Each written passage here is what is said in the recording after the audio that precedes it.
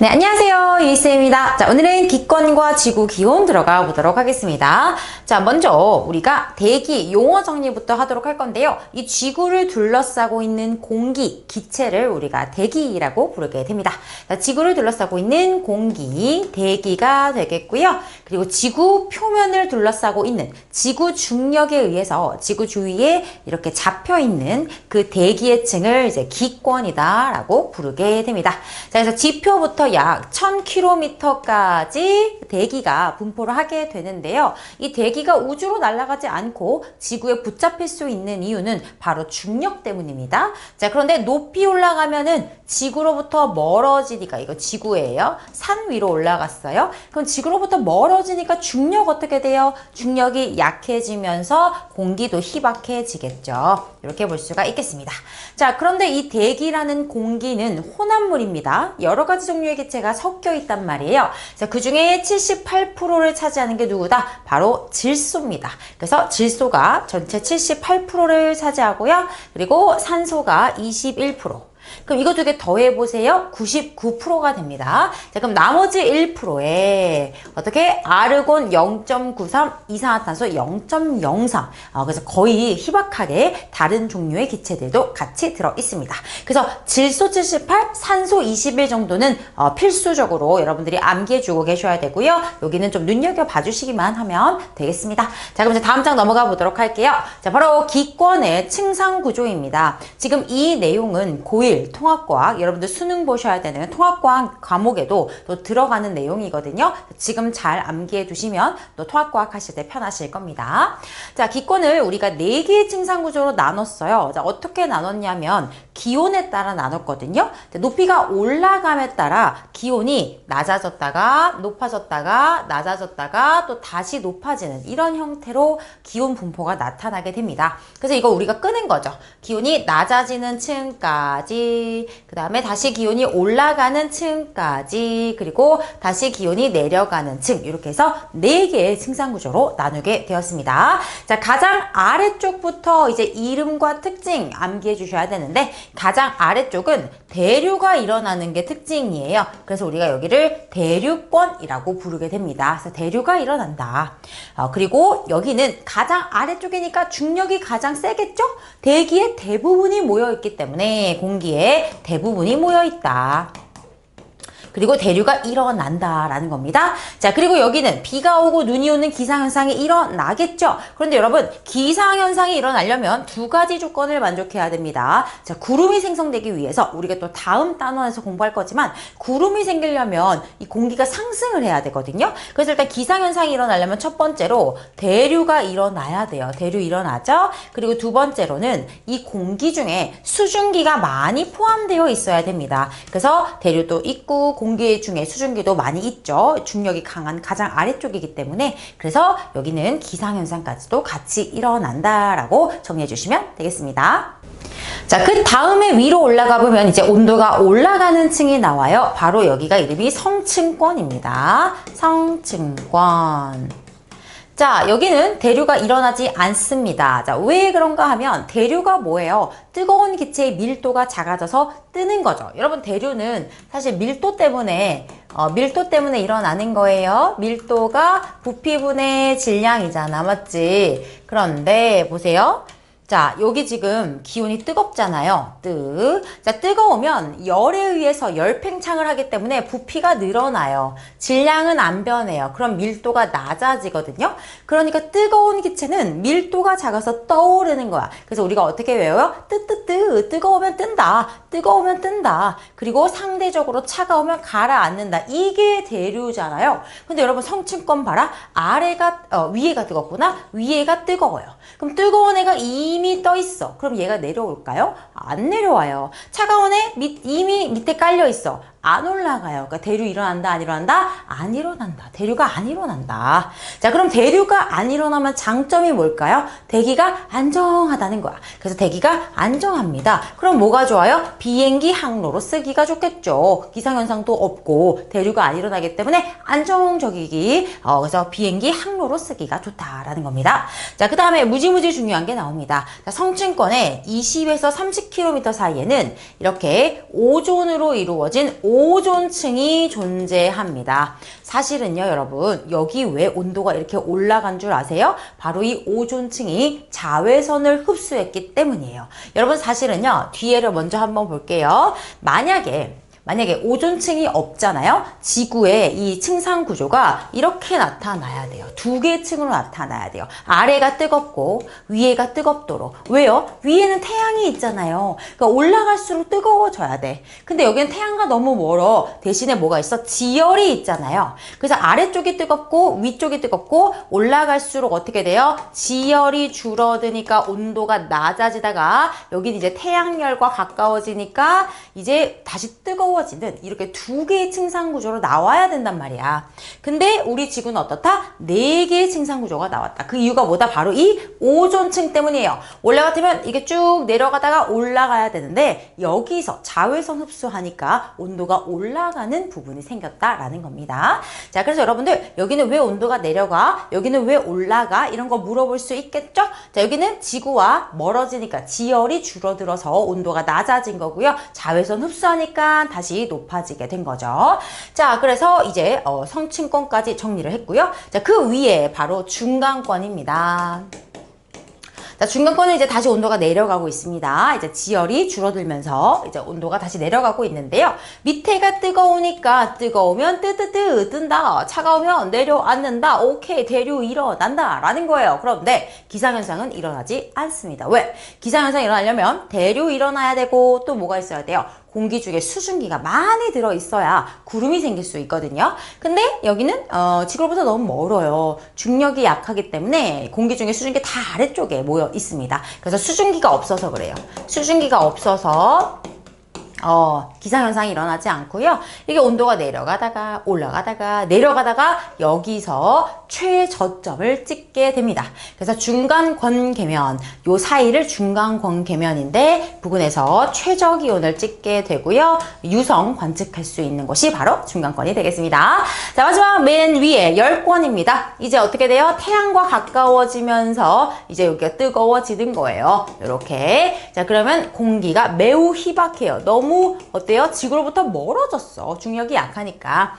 그리고 이렇게 공기가 휘박하면 나타나는 현상이 낮과 밤의 기온 차이가 크게 나타나게 됩니다. 열이 이제 이동이 안 되기 때문에 이렇게 기온차가 많이 나고요. 오로라 관측할 수 있습니다. 그리고 인공위성까지 10권의 특징까지 정리를 했으니까요. 이제 여러분들 하나씩 꼼꼼하게 외워주시면 되겠습니다. 자, 그래서 이렇게 우리가 오존층이 없을 때까지 살펴봤고요. 그 다음에 넘어가서 이제 지구의 복사, 평형 들어가 보도록 하겠습니다. 자, 먼저 복사 에너지 나왔는데요. 사실 복사라는 말 여러분들 언제 들어보셨냐면 우리가 열의 이동 방식에서 전도 대류 복사가 있었어요. 바로 그 복사입니다. 어떤 물질의 도움도 없이 그냥 열 자체가 빛처럼 전달되는 현상입니다. 자, 그래서 물체가 어때요? 복사 형태로 방출하는 에너지를 복사 에너지라고 하게 되는 거죠. 자, 그런데 복사 평형이다. 여러분, 힘의 평형 뭐예요? 힘의 평형. 양쪽으로 작용하는 힘이 크기가 같고 방향이 반대면 딱 평형해서 아무 일도 일어나지 않는 것처럼 평형을 이뤘다라고 얘기하잖아요. 여기서는 뭘까요? 흡수하는 에너지와 방출하는 에너지가 어떻다? 동일하다. 크기가 같다. 그래서 복사 평형을 이루었다라는 겁니다. 그래서 흡수하는 복사 에너지랑 방출하는 복사 에너지랑 같으면 마치 나에게 아무 일도 안 일어난 것 같은 효과가 나타나겠죠? 온도가 변하지 않아. 온도가 일정하다. 이게 바로 복사 평형 상태를 의미하는 겁니다. 그럼 지구에서는 복사 평형을 이루고 있다라는 거예요. 어떻게? 태양 복사 에너지 들어오는 양, 흡수량과 그 다음에 지구에서 또 어떻게 하죠? 내보내잖아요. 지구 복사 에너지 방출량이 어떻다? 같다. 그래서 지구 복사 평형을 이루게 된다라는 겁니다. 자, 그럼 자세히 한번 살펴볼게요. 태양 에너지가 들어왔습니다. 100% 들어왔어요. 이 지면이 흡수하는 양이 50%고요. 그 다음에 대기가, 공기가 있으니까요. 대기가 흡수하는 양이 20%여가지고 전체적으로 태양 에너지가 들어왔을 때 그 중에 우리는 70% 정도를 흡수하게 됩니다. 자, 그럼 나머지 30%는 어떻게 해요? 대기가 반사하고 지표면이 반사해서 이렇게 반사되는 양이 약 30%에 속합니다. 자, 그럼 지구도 볼까요? 자, 지구가 이렇게 쭉 나가잖아요. 그럼 어떤 일이 생기냐면 이 대기가 이거를 싹 흡수해.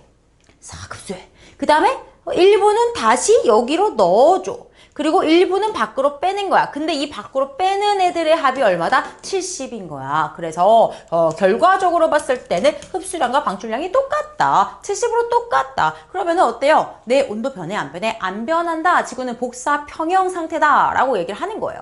됐어? 그래서 지구 평균 기온이 일정하게 유지가 된다는 거예요. 됐으니까 자 그럼 네 요거 있잖아. 요거 중요한 거야. 요거. 자, 어떻게 했어? 대기가 흡수해서 일부를 다시 지표로 넣어줬단 말이야. 이게 바로 뭐야? 온실 효과야. 온실 효과. 좋은 거야? 나쁜 거야? 좋은 거야. 좋은 거. 좋은 거야. 왜요? 이게 없으면 지구가 살아가기에 너무 추워요, 여러분. 자, 우리 태양 있잖아, 선 있잖아. 지구 여기 있잖아. 그다음 달 어디 있어? 여기 있지. 달 여기 돌잖아요, 여러분. 여기 막 돌잖아. 가까워졌다 멀어졌다 하잖아요. 그러면 솔직히 이 태양에서부터 거리는 거의 평균값은 같은 거예요. 같은 거리에 있는 거잖아. 왜냐면 살짝 멀 수도 있지만 가까워질 때도 있는 거니까. 그런데 지구 평균 기온을 따져보면 어때요? 달이 마이너스 18도라고 살 수 있냐고? 없잖아. 그치? 그러니까 우리 지구는 생명체가 살아가기에 적합한 온도를 가지고 있는데 그 이유가 바로 뭐 때문이다? 온실 효과 때문이다 라는 거예요. 됐어? 그래서 온실효과는 원래는 좋은 겁니다. 그런데 너무 심하게 일어나니까 지구온난화로 이어지기 때문에 문제가 된다라는 거죠. 됐어요? 그래서 우리가 온실효과와 복사평형까지 살펴봤습니다. 자, 그래서 복사평형 실험, 이거 시험에 자주 나온단 말이에요. 어떻게 했어? 컵안에다가 온도계를 이제 놓고, 이렇게 해서 이제 빛을, 전등을 켜가지고 이제 빛을 쪼여줍니다. 자, 그러면 처음에는 어떻게 돼요? 컵안의 온도가 상승해요. 온도가 올라가요. 왜 그럴까요? 이거 뭐 적외선등 이런 걸 사용할 거예요. 빛을 주면은 얘가 흡수를 샥 해가지고 이제 어떻게 해요? 온도가 올라간단 말이야. 그런데 얘가요, 복사 형태로 오는 에너지를 흡수하기도 하지만 방출 안 할까? 하지. 방출해요. 얘가 에너지가 들어오면서 또 자기의 온도에 맞게 복사 에너지를 내보낸다고. 그런데 처음에는 온도가 상승하잖아요. 왜 상승하는 거야? 왜? 내가 흡수를 더 많이 하고 방출은 조금 했으니까 온도가 올라갈 거 아닙니까? 흡수량이 더 많기 때문에 온도가 올라가는 거죠. 자, 그런데 시간이 지나잖아요. 온도가 더 이상 변하지 않고 일정해지는 순간이 옵니다. 왜지? 라고 한다면 이제 어떻다? 이게 동일해졌다. 에너지 흡수량과 방출량이 같아졌다. 뭐다? 바로 복사 평형에 도달을 했다. 이해되십니까? 이렇게 해서 요 실험 자주 나오니까요. 그래서 온도가 뭐 이제 0도는 아니었겠죠. 실험실 온도가 이렇게 있다가 슝 올라가다가 이제 20분부터는 온도가 일정하게 유지가 되더라. 복사 평형 상태에 도달했다라는 거 알 수가 있겠고요. 자, 이 실험을 가지고 이제 어떻게 가까이 있는 애랑 멀리 있는 애 가지고도 또 실험을 해볼 수가 있겠죠. 자, 이럴 때는 어때요? 가까이 있는 애가 이 복사 평형에 도달하는 요 시간이 어떨까? 더 짧겠지. 빨리 복사평형에 도달할 거고 복사평형에 도달한 그 온도, 이 온도도 어떨까? 더 높겠죠. 더 빠르게 복사평형에 더 높은 온도에서 복사평형이 이루어진다. 이런 것도 거리에 따라서 달라질 수 있다라는 거 여러분들 시험에 나올 수 있기 때문에 같이 알아두시면 되겠습니다. 자, 그럼 이제 지구의 위도별 에너지 불균형 가보도록 할게요. 자, 지구는요. 복사 평형 상태라 그랬지 쌤이. 어때요? 흡수량과 방출량이 같기 때문에 나는 온도가 안 변해 이 상태예요. 그런데 위도별로 봤을 때는 불균형 상태에 있다라는 내용이에요. 자, 볼게. 이게 지구잖아. 여기가 위도 빵도 적도입니다. 맞죠? 여기. 그 다음에 여기가 이제 뭐 30도, 60도, 그 다음 극지방 이렇게 되는 거잖아요. 남반구로도 30도, 60도 극지방 이렇게 되는 거죠. 자, 그러면 여기서 위도, X축에다가 위도를 쌤이 그려볼게요. 여기를 0도라고 할게요. 오케이. 그리고 이렇게 오른쪽으로 갈수록 30도, 60도, 이렇게, 뭐, 북반구, 남반구 나눠가지고 이렇게 적도에서 위도가 커지는 방향으로 한다라는 거예요. 자, 그럼 이제 여기는 어때? 적도 지역에는 여기가 지표면이에요. 사람이 이렇게 서 있잖아. 태양 에너지가 머리 위로 직방으로 그냥 수직으로 떨어진단 말이야. 이해되세요? 근데 중위도는 살짝 이렇게 기울어져 있잖아. 그리고 얘가 서 있잖아. 태양 에너지가 약간 비스듬하게 들어온다요. 그쵸? 그리고 극지방에 있잖아. 그러면은 뭐 거의 지표면에 가깝게 들어오니까 거의 안 들어오는 거야. 근데 여러분 한번 생각해봐. 얘는 어떤 거냐면 이게 어떤 거냐면 에너지가 이 태양 에너지가 손전등을 비춘다라고 했을 때 종이에다가 이 손전등이 이렇게 떨어지는 거야. 그냥 지구로 수직으로 떨어지는 거야. 그 이 좁은 면적에 에너지가 막 이제 집중돼서 들어오겠죠. 그런데 살짝 비스듬하게 들어온다 생각해봐. 이게 약간 퍼지지. 그지? 이게 약간 퍼지면서 에너지, 단위 면적당 에너지 양이 줄어들 거 아니야. 이게 퍼지니까 줄어들 거 아니야. 손전등 이렇게 쏠래? 이건 뭐야, 이거는. 거의 안 들어오겠다는 거야. 그지? 이게 바로 저위도, 중위도, 고위도. 저위도, 중위도, 고위도에서 태양 에너지가 들어오는 것을 모식적으로 이렇게 설명해 볼 수 있다라는 거예요. 자, 그러면 태양 복사 에너지 들어올 때 저위도에서 많이 들어오고 이쪽으로 갈수록 적게 들어온단 말이에요. 그래서 그래프를 그려보면 약간 이런 식으로 그려진다고요. 이게 뭐라고? 태양 에너지 흡수량이에요. 흡수량. 그런데 지구도 내보냅니다. 복사 에너지 내보냅니다. 자신의 온도에 맞게 내보내기 때문에 한 요 정도 요 정도 이렇게 나타난단 말이에요. 이게 지구가 내보내는 지구 복사 에너지, 지구가 방출하는 복사 에너지의 양이란 말이에요. 그러면 여기 봐요. 여기 보시면 어때요? 여기는 흡수량이 방출량보다 많으니까 에너지가 어때요? 남아요? 과잉이에요. 맞습니까? 맞아. 저위도 에너지 남는 거야. 그런데 고위도로 가면 어떻게 돼? 고위도로 가면 방출량이 흡수량보다 더 많아. 그럼 어떻게? 방출 더 많냐면 에너지가 부족하잖아요. 그러니까 고위도는 에너지 부족 현상이 나타난다라는 거죠. 그럼 어떻게 해요? 아니 쌤 아까는 복사 평형이어가지고 온도가 일정하게 유지가 된다면서요. 그런데 위도별로 봤을 때에는 저위도는 부족하고 고위도는 남는 현상이 나타났단 말이야. 그럼 어떻게 이 저위도에 남는 것을 고위도로 누군가가 운반을 해줘야 되겠죠. 운반을 해주면서 에너지 분배가 일어나면서 어떻게 복사평형을 이룰 수 있게 되는 겁니다. 자, 이렇게 에너지 운반을 누가 해요? 대기가 해요. 그래서 바람이 부는 거예요. 그래서 누가 또 해요? 해수가 해요. 그래서 해수의 순환이 일어나는 겁니다. 그래서 저위도에 남는 에너지를 고위도로 운반해주면서 복사평형을 이루고 있다라는 거 알고 계시면 되겠습니다. 자, 그래서 교과서의 종류에 따라 이 내용은 다루기도 하고 다루지 않기도 하는데요. 이 내용은 어차피 여러분들이 통합과학에서 하셔야 되기 때문에 쌤이 보충 설명을 해드렸습니다. 자, 그 다음에 온실효과 아까 했었죠? 누가? 대기가 어떻게 했어? 지구에서 나가는 지구 복사 에너지의 일부를 이놈이 싹 흡수해서 다시 안으로 내보냈다라는 거예요. 에너지의 일부를 흡수했다가 지표로 방출해서 지구 평균 기온이 높게 유지되는 현상, 이게 바로 온실효과다라는 거예요. 그래서 달과 지구 봤을 때 얘는 어때요?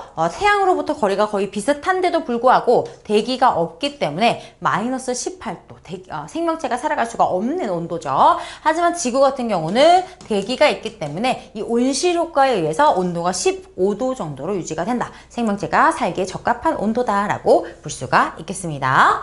자, 그 다음 지구온난화 볼까요? 자, 이제 그 온실기체 아까 얘기했던 거 있죠? 온실효과. 온실효과는 원래는 좋은 거다라는 거예요. 그런데 이 온실기체, 이 온실효과를 일으키는 기체들이 너무 많아져서 온실효과가 너무 강해지니까 어떻게? 지구온도가 높아진 거죠. 그래서 일단은 이제 온실효과를 일으키는 온실기체들 어떤 것들이 있느냐? CO2, 그죠? 이산화탄소, 그 다음에 수증기, H2O, 수증기니까 가스, 요렇게. 이런 애들이 대표적인 온실기체가 됩니다. 또는 뭐 CH4, 메테인 기체, 아니면 CFC, 이런 것들이 바로 온실기체가 되겠죠. 자, 근데 얘네들이 많아지면 온실효과가 강화되면서 평균 기온이 높아지는 현상이다라는 거고, 이 중에서 가장 큰 문제가 되는 것은 바로 이산화탄소, CO2, 이산화탄소가 되겠습니다.